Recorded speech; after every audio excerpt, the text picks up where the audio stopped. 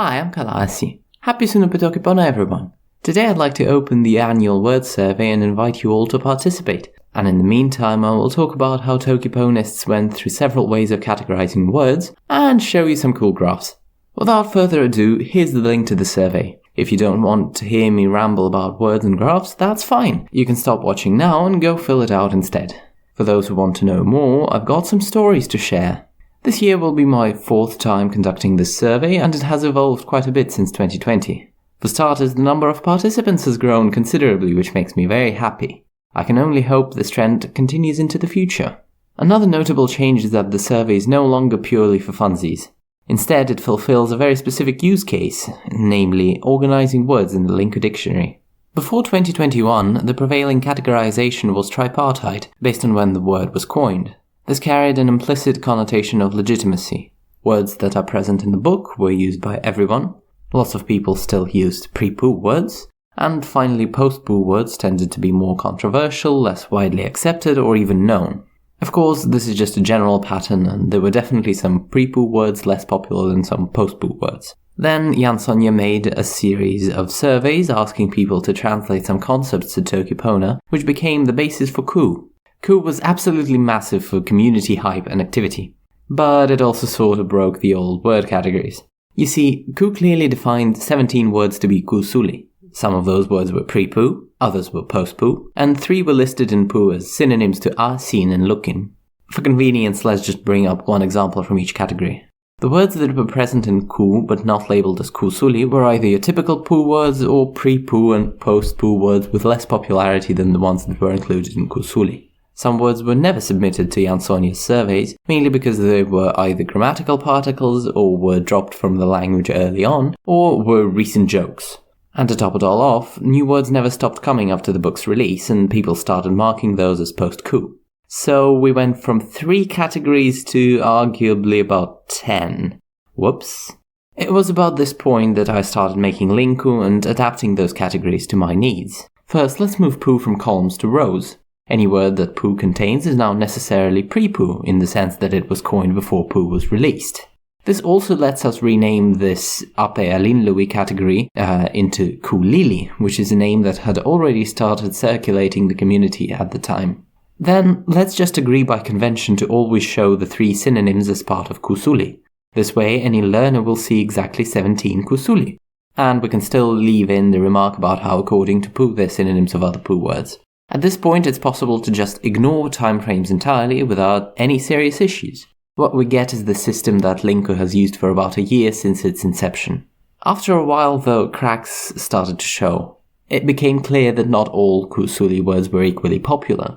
Though resources that were made in the wake of ku's release usually flat out endorsed all 17 words, after a while we started seeing more mixed sentiments, supporting some words while disregarding others. The boundary between kulili and this category of words that were missing from both books was even less useful. In the survey that followed ku, we found that kulili words mixed with non-ku words a lot. This makes sense because kulili words never really had a defined cutoff. They simply represent the rest of the words that made their way into Sonia's survey replies.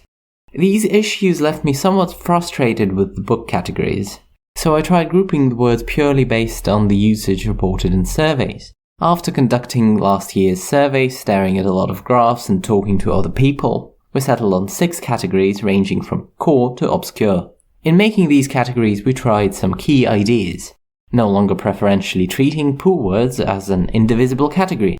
In fact, 2 poo words managed to drop to the widespread category last year, namely mie and meli, drawing more distinctions than the old poo/ku system did.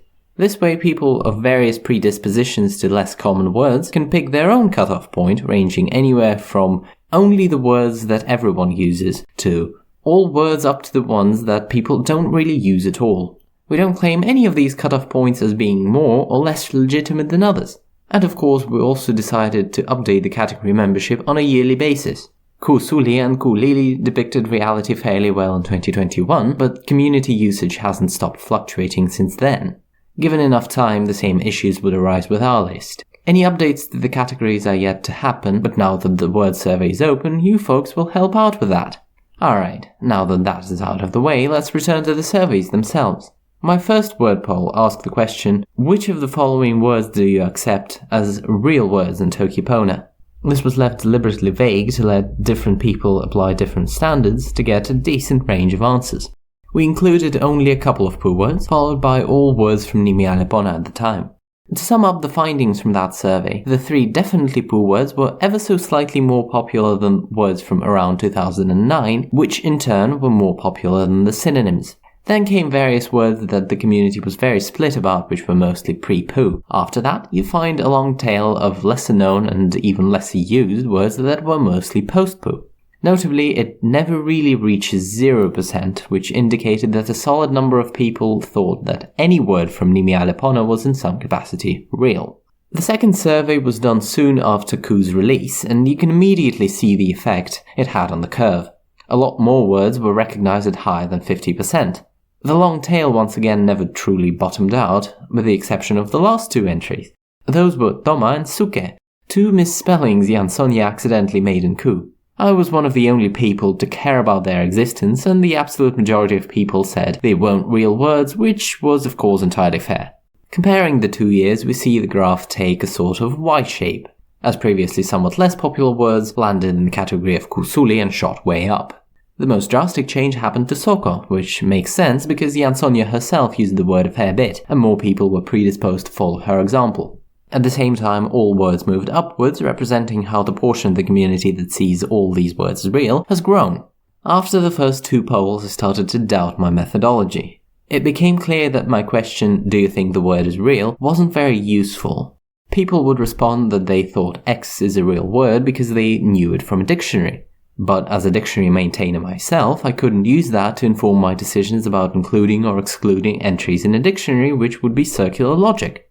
It became clear that most words in the long tail were known to a lot of people, but they weren't actively being used by almost anyone. For this reason, I selected several alternative questions like, how much do you personally like the word?